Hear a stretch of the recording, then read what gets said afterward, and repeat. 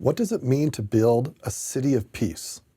If we look at Doctrine and Covenants, section 84, verse 4, we have this interesting verse.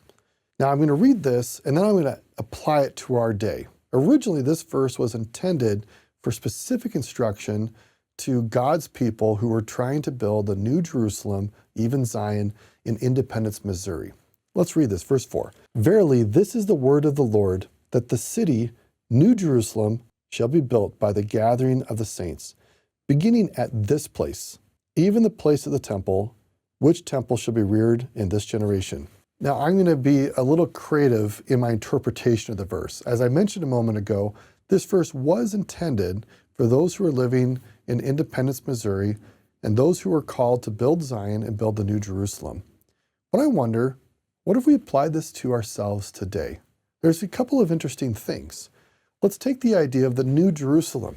The word Jerusalem itself is a very old and ancient word. One of the main proposals of what this word means in ancient Hebrew is city of peace. In fact, if you are familiar with the word shalom, the word shalom and Salem come from the same word. So God asks us to build a new city of peace. And notice what he says, beginning at this place.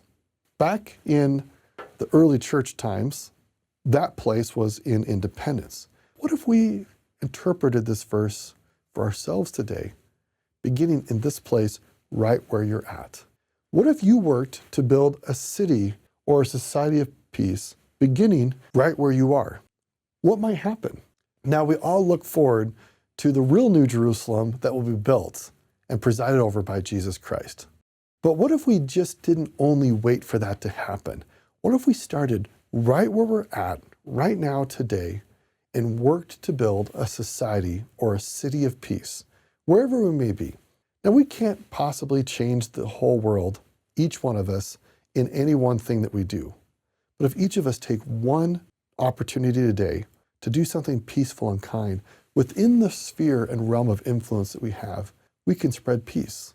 And then imagine each person doing that and the ripple effect of peace spreading throughout families and communities and societies and throughout the world. So when I read this section 84, and I look at this verse, I actually try to apply it to myself and ask myself, what am I doing today to be more peaceful? To have peaceful thoughts, to say peaceful, encouraging things, to encourage peaceful policies and practices, and to love others wherever they're at and encourage them to also be lovers and spreaders of peace. If we do these things, I believe we'll be more prepared for the King of Peace to bring forth the real and final city of peace, even the kingdom of heaven on earth.